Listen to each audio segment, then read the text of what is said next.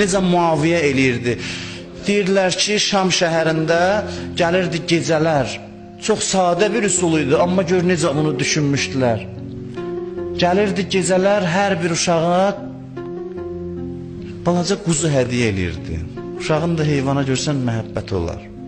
Bir gün uşaq oyla oynayırdı, deyirlər bunu müaviyə verib sizə. Səhəri gün gecə məmurları göndərirdi evlərə, deyirdi onları götürün. Deyirdi Əli aldı sizdən bunu.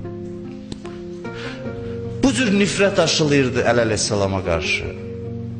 Sonra da deyir uşaqların Əlidən xoşu gəlmir. Amma uşağın mehriban adamdan xoşu gələr. Əlinin mehriban tanısı uşaq həmişə mehriban adamı çox istəyir. Sən xarab elədin, onun meylinə təsir qoydun, sonra da adını qoydun ki, uşağın xoşu gəlmir.